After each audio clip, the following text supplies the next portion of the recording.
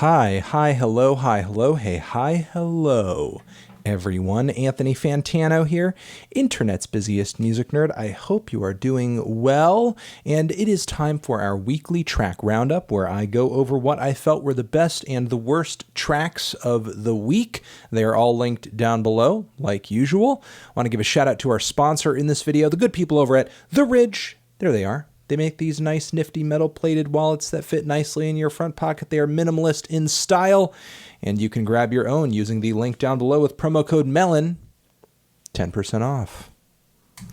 We also have our Turntable Lab link, our Patreon links down there as well, if you want to grab some colorful vinyl and we get kickback from it, or if you want to just support the channel, get some extra bonus monthly content in the process, and access to our Discord too. There's that.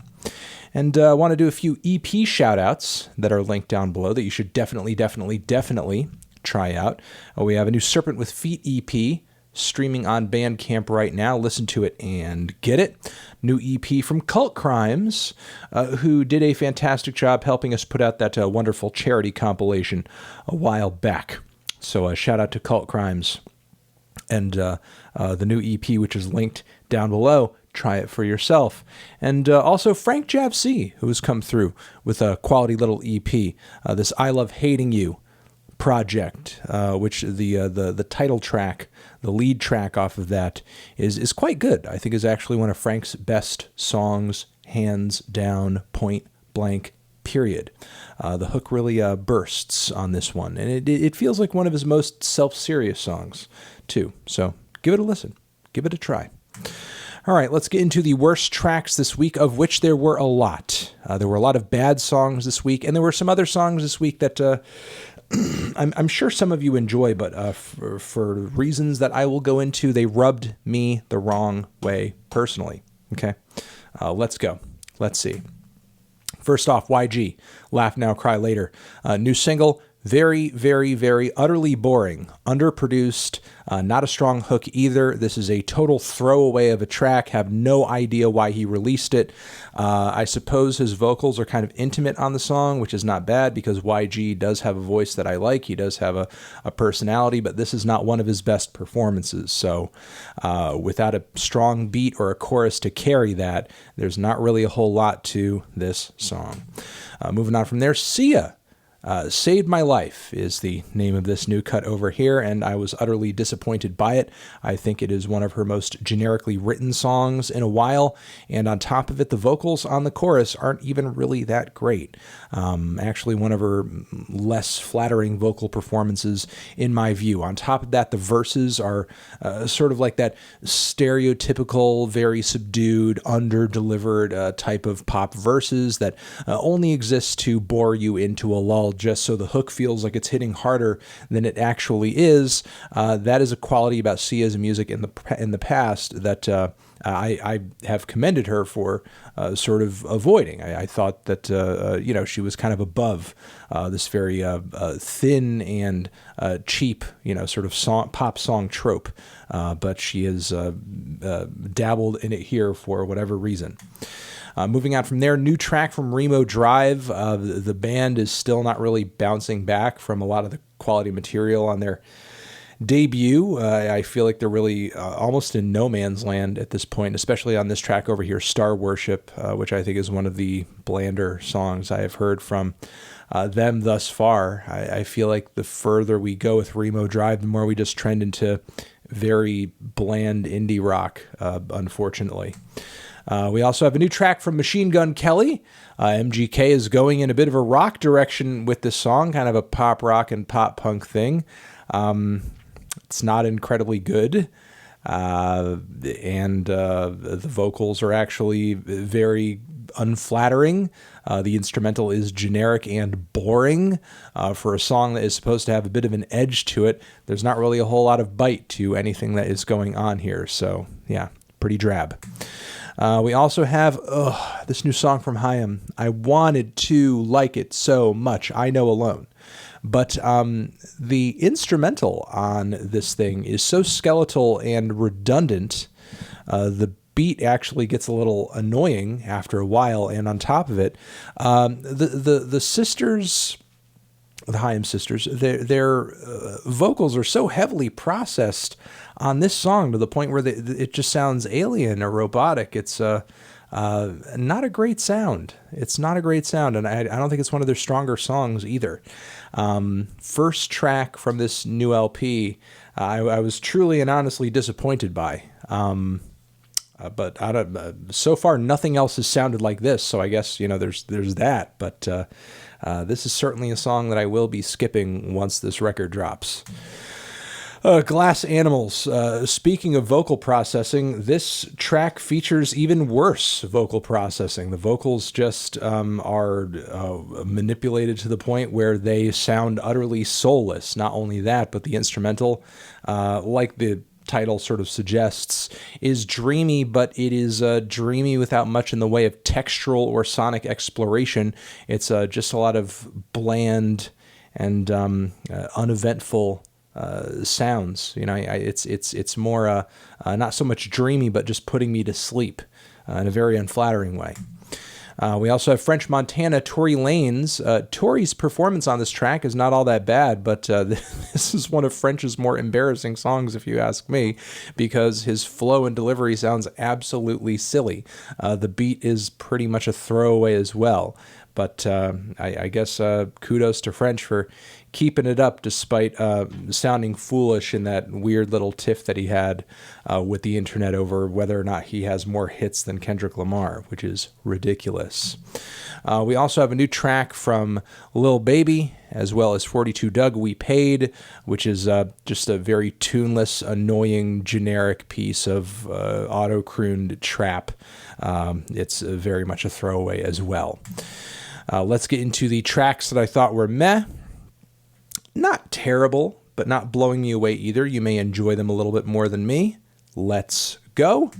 One, we have a track from Xiu Xiu off of a new various artists, let's just put it out type of compilation from, I believe, a group that manages tours and performances for a lot of artists on the European side of things, and Xiu Xiu just happens to be a part of that group, and took part in releasing a track on this compilation.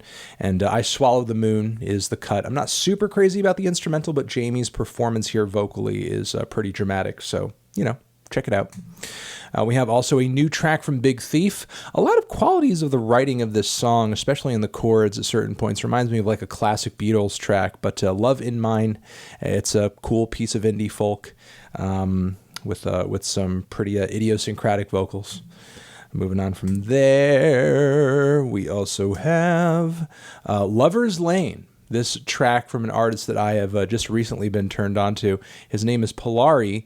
If you are a huge emo trap or emo rap fan, this is kind of the song for you. It is a very moody piece of I guess synthetic bedroom produced emo music with kind of those classic somewhat mathy guitars hanging in the background, but there are elements of hip hop influence coming through in the production.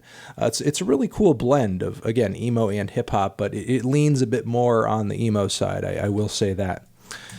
I do wish the song changed up a bit more, but still. We also have a new track from Mets. They put out a new single over here. Acid is the name of this track. It is wild, it is relentless, it is harsh, it is abrasive, like a good piece of noise rock should be. The vocals and the writing aren't the best I've ever heard. Mets has never really stood out to me in that way, but if you're looking for something really cathartic during this point in time, give it a try. Give it a shot. We also have B.Q.E, Code of the Friend, Joey Badass, and Boss. Surprisingly, it is Boss, in my opinion, who sort of comes out ahead lyrically and vocally on this one. But still, I thought this was a somewhat mild piece of jazz-infused trap. It's okay. If you're familiar with these three guys, they care about their lyrics and they care about their flows and everything, and they care about their pen game and all that. So they certainly put effort on that front. But I'm not saying this is like the best I've ever heard from these three guys, but still, Boss is not the one I thought was going to come out ahead. I would have thought it would be Joey, but in my opinion, it really was Boss. Moving on from there, we have a new song also from Miss Jess Williamson, whose tracks I have been tracking from her forthcoming record. Smoke is the name of this new one. It's easily my least favorite of all the teaser tracks so far, and that's mostly because the song I felt was pretty forgettable, and instrumentally, it wasn't nearly as creative or as out there as everything she has been teasing toward this album with so far. But who knows? Maybe this somewhat low-key number will grow on me when I hear it in the context of the entire album. We also have Drake over here. Drake, shout out to Drake. He has that new demos project out that I will be reviewing very soon. Pain 1993 with Playboi Carti is sort of the cut everybody has been talking about in the wake of it dropping, because that song has been anticipated, discussed. Fans have been wondering when they're going to end up hearing it. And like with Tootsie Slide, it's a little underproduced. Stylistically, Drake is borrowing a lot from Playboi Carti's aesthetic on this one, but I think he does a pretty decent job. And meanwhile, Playboi Carti's feature kind of stinks. It's not that good. He sounds like a cut-rate young thug on the track, in my opinion. Should have kept that one in the vault. We also have Doja Cat with Say So, the remix featuring Nicki Minaj, which has created quite a bit of pandemonium on the internet. And, I understand why. I mean, to have Nicki and Doja crossing over is pretty fantastic. But still, having said that, the song is okay, just as it was previously. Say So is not a bad single. But having said that, Nicki's inclusion is just painfully tacked on. Like, the beat just drops and it turns to this very simple, plain, hi-hat sort of pattern. And then from there, Nicki does her thing, but then meanwhile, nothing of the original track is really there. It's like the track got cut, and she just got copied and pasted into a section of it, and then the rest of the song goes on almost as normal. It's, I don't know, kind of lazy in that sense. I'll say lazy. I feel like if Nicki was going to be included in this song, they could have done a better job of weaving her in a more cohesive way to where she just doesn't feel like an afterthought. Moving on from there, we have a new track once more from the Dixie Chicks. Not as crazy about this one as I was the lead single, which I thought was easily one of their best songs to date. This other one over here is a bit more of a ballad, a lot more low-key. Juliana, Juliana, Calm Down. Again, doesn't hit hard as the first taste of the new record, but certainly by no means bad. Leagues better than a lot of terrible pop country out there. We also have another track from the music project I've talked about in this series before, Disheveled Cuss. Oh My God is the name of the song, and it's not all that bad. It's a decent piece of, I suppose, old school indie rock with some angular and interesting guitar work in it. I'm not super crazy about the tune or the vocals, certainly not as crazy as I was about those factors in the last single to drop, but they're not terrible. If you've got a bit of a nostalgia for this era of music and you want to hear maybe some more ambitious guitars thrown into the mix, give it a shot. We also have this new track over here from none other than Bad Bad Not Good. The Canadian jazz outfit is back with a very moody piece of, I guess, kind of pop, kind of jazz. It's a little dreamy as well. There are elements of it that reminded me of the band Wild Beasts, but again, with like a stronger jazz influence. There are a lot of elements to it that I liked, especially on the instrumental side, but I just felt the vocals, and especially the vocal harmonies that were worked into the song, were super weak. Really needed to be retooled. I will say that. All right, moving on from there. Next. We have Arca back with a new single. Just realizing now that is like a badass metal claw on Arca's arm right there. That's epic. But anyway, Arca has hit us with a new song, a new track over here titled Non-Binary. And the production is absolutely wild. I love that quality about the new single over here. And Arca has seen fit to change the pace a little bit on this as she is rapping on this track at various points. And there are even a few lines where the vocals border on spoken word a little bit. And I do like how self-affirming the vocals are, but I will say the lyrics really could use some work. I could see where she's coming from with them and what she's trying to portray with them, but they really could have used some retooling, I think. Some of the bars, kind of rough. Next, we have a track from Amber Mark, 1894, which is a pretty funny track about essentially turning down men's advances, but like in a club setting. But the way the whole video is shot, it's like clearly shot and sort of directed under quarantine. So like why anybody would be in the club in those conditions, I don't know. But anyway, it's just kind of a funny quality about the track. I will say the beat is great. A lot of the vocals are good, although I do think the concept, the title, the lyrics of the song, I think are a bit heavy-handed in the message they're trying to deliver. But still, it's pretty catchy, and will certainly lead me to keep my ear to the ground for whatever Amber is doing from here. All right, let's move on to the tracks that I thought were the best this week, which we have a handful of. First off, we have this new track from the band Protomartyr, which is titled Worm in Heaven. It is a slow burner. It is moody. It is sad. It is clearly influenced by the likes of Nick Cave as well. Give it a try. Give it a shot. It's certainly fitting for the times we are currently in. We also have a new track over here, or rather a remix from Megan Thee Stallion for Savage, which is one of the better tracks off of her recent EP. And now it features Beyonce, and Beyonce's appearance is quite good. And to contrast with Say So, she actually like kind of complements the song really well and sounds like she is in the track, not just randomly thrown in. But yeah, hell yes to this fucking remix.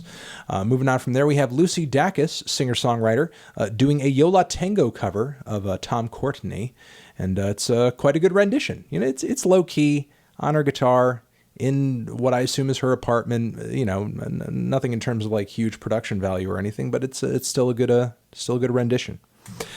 We also have Lingua Ignota doing a cover of Dolly Parton's Jolene in the intense, destructive, amazing way that you would probably imagine she would.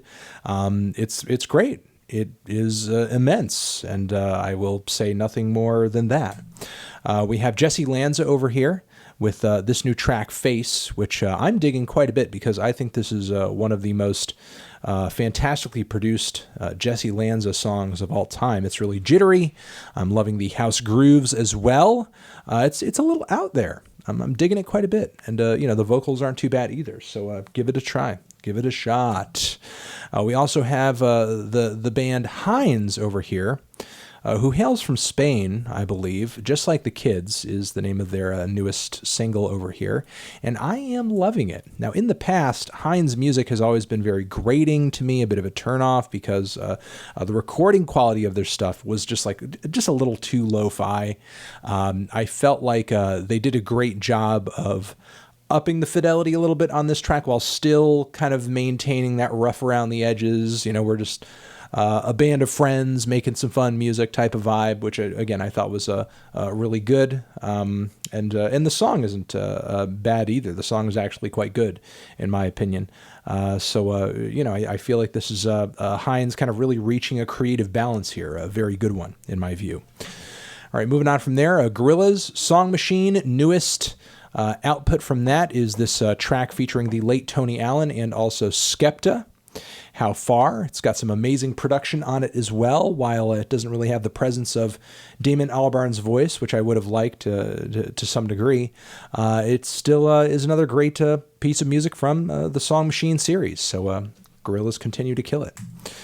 Also want to give a shout out to this track from Bell Witch and Ariel Ruin, Heaven Torn Low, The Toll, which is a fantastically depressing, droney piece of doom metal, really mournful as well, and certainly has me looking forward to more tracks from this crossover into the future.